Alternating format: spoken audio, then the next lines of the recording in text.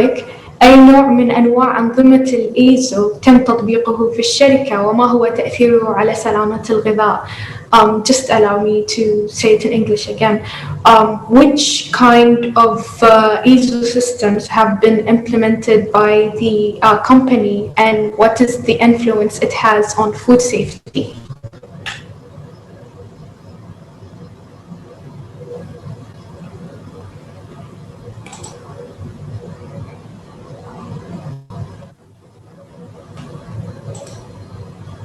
Dr. Abir, are you with us? Hello, could you please unmute your microphone? We cannot hear you. Yes, thank you. Hi, good afternoon. Basically, first of all, Abad investment, it is a big umbrella for many companies. Barzaman National Factory, it's one of them. Fine. Barzaman National Factory, basically, it is for water manufacturing, bottled drinking water. Fine. So the integrated management system that we already started with it. We already in a communication with one of the certification body for integrated management system. Previously, for sure, we had ISO 22000, the food management system. Fine. And we already also completed the transition to the latest version, to 2018. It has been, successfully changed to the latest version. And currently we are on the last stages for the getting a full integrated management system, including ISO 22000, ISO 45000, ISO 14001, and the ISO 9001.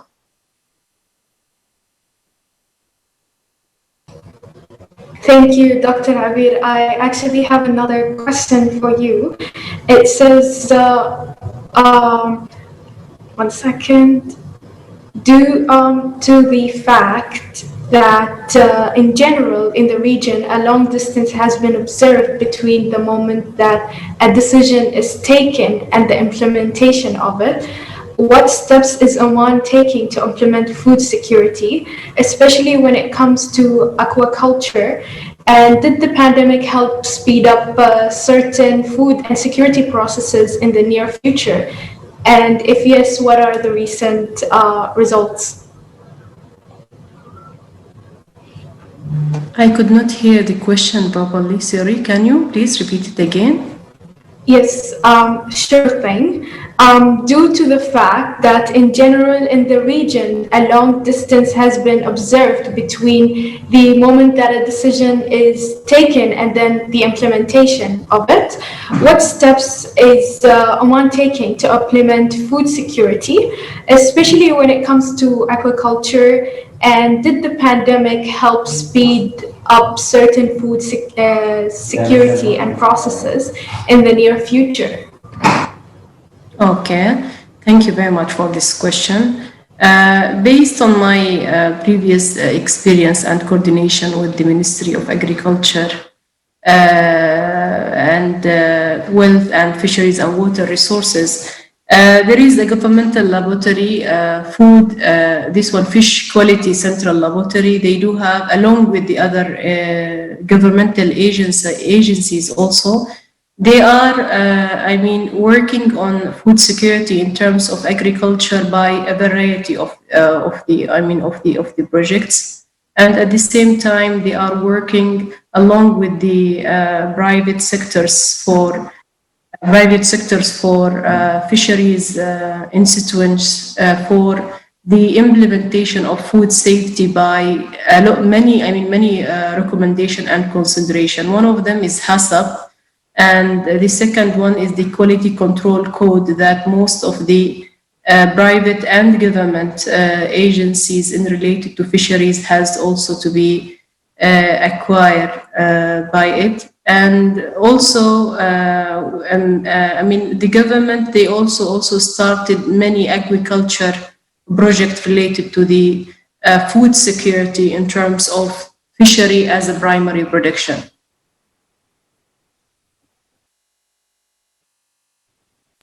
Thank you so much, Dr. Abir. I have another question for Dr. Zahra. The question says, as we all know, the use of antibiotics cannot stop. My question is, what can we do with all these residuals antibiotics into the ground, to the air, or to the water? Is there any way to protect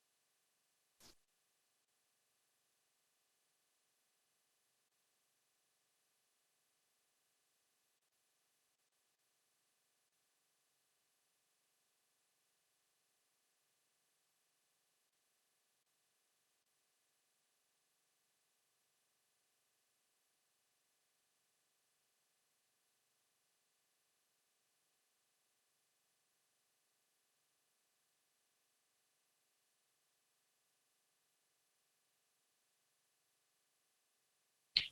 Actually, I cannot hear you now.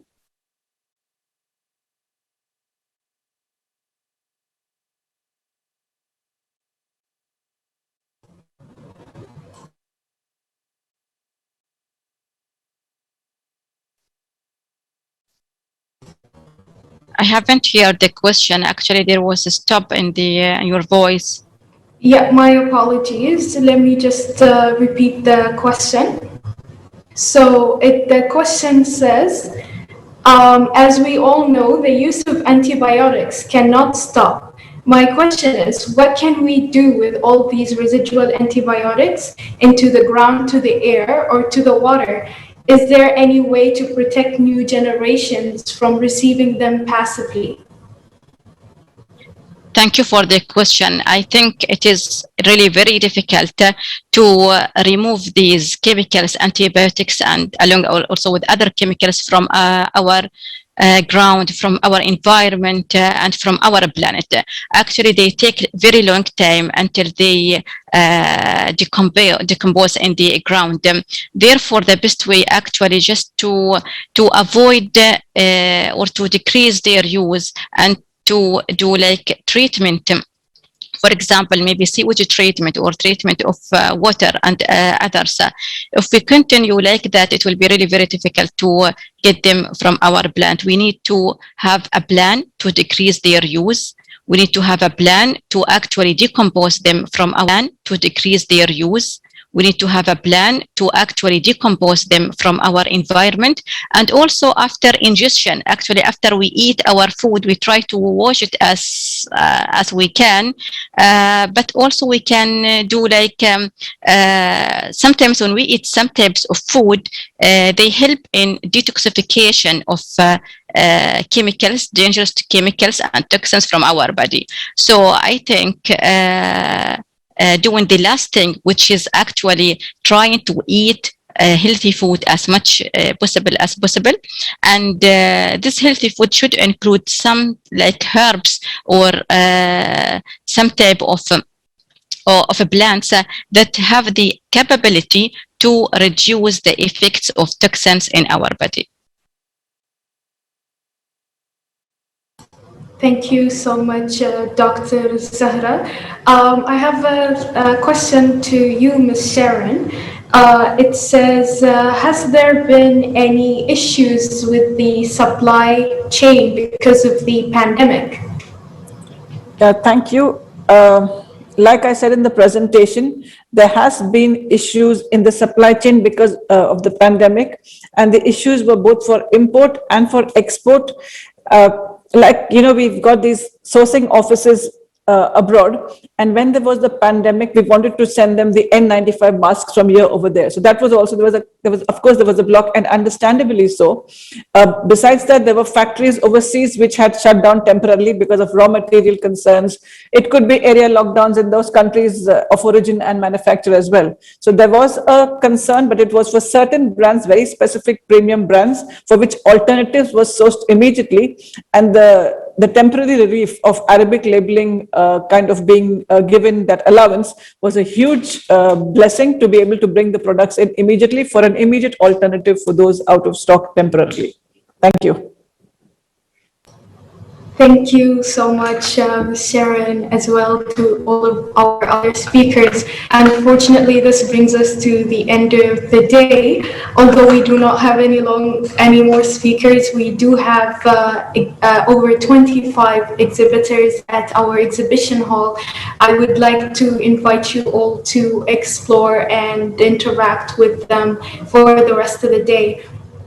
Also, I would like to encourage you all to choose your language preference by clicking on the headphones icon and choosing either English or Arabic, as I am about to continue speaking in Arabic from now on. أعزائنا حضورنا ومتحدثينا الكرام، نود أن ننوه أن التوصيات التي استلمت قد تم تسليمها إلى اللجنة العلمية للمؤتمر التي سوف تقوم بإعداد التوصيات الخاصة بالمؤتمر ورفعها إلى جهة الاختصاص للاعتماد والنشر في وقت لاحق. حضورنا الكرام، في الختام نشكر الخبراء والمتحدثين من داخل وخارج السلطنة على مساهماتهم ومشاركتهم الفاعلة في إثراء المؤتمر، كما نشكر جميع الجهات الحكومية والخاصة على مشاركتهم الفاعلة، والشكر موصول للمشاركين في المعرض المصاحب والشركات الراعية والمساهمة في دعم فعاليات المؤتمر. كما نشكر اللجان المنظمة للمؤتمر عمان لسلامة وجودة الغذاء وشركة النمر إكسبو للمعارض والمؤتمرات، متطلعين أن نلقاكم في المؤتمرات القادمة للاستفادة وإثراء النقاش لدعم وتطوير منظومة سلامة وجودة الغذاء في السلطنة في ظل الرعاية السامية لمولانا حضرة صاحب الجلالة السلطان هيثم بن